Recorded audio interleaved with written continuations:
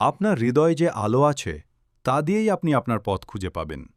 এই অমর বাণীটি যার, তিনি হলেন ত্রয়োদশ শতাব্দীর অন্যতম শ্রেষ্ঠ সুফি সাধক, দার্শনিক এবং বিশ্ববিখ্যাত কবি মাওলানা জালালউদ্দিন রুমি। আজ ৮০০ বছর পরেও তার কবিতা আর দর্শন সারা বিশ্বের মানুষের হৃদয়ে প্রশান্তি যোগায়। আজকের ভিডিওতে আমরা জানব এই মহান মনীষীর জীবন ও তার আধ্যাত্মিক যাত্রার গল্প। ১২০৭ সালের ৩০ সেপ্টেম্বর পারস্যের বাল্ক শহরে, বর্তমান আফগানিস্তান, জন্মগ্রহণ করেন জালালউদ্দিন রুমি।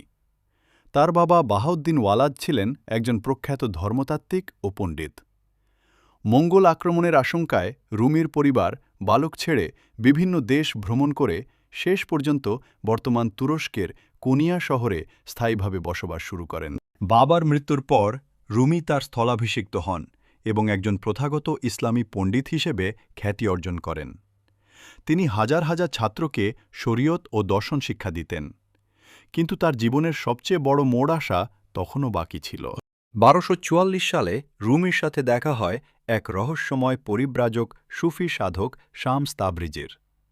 এই সাক্ষাৎ রুমির জীবনকে আমূল বদলে দেয়। একজন কঠোর পণ্ডিত থেকে রুমি রূপান্তরিত হন একজন আধ্যাত্মিক প্রেমিক ও মরমী কবিতে। শামসের বিচ্ছেদই রুমিকে তার বিখ্যাত কাব্যগ্রন্থ দেওয়ানি শামস-ই তাবরিজি লিখতে অনুপ্রাণিত করেছিল। রুমির সবচেয়ে বড় কাজ হল মসননবী মানবী। একে ফার্সি ভাষার কোরআন বলা হয়। ২৫,০০০-এরও বেশি শ্লোকের এই বিশাল কাব্যগ্রন্থে তিনি গল্প ও রূপকের মাধ্যমে স্রষ্টার প্রতি ভালোবাসা এবং জীবনের গভীর সত্যগুলো তুলে ধরেছেন।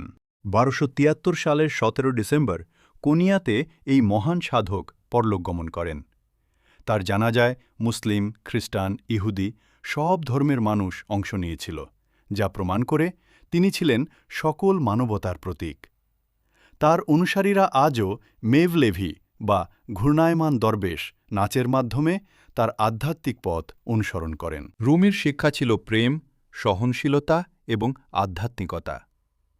আজকের এই অশান্ত পৃথিবীতে তার বাণীগুলো আগের চেয়েও বেশি প্রাসঙ্গিক।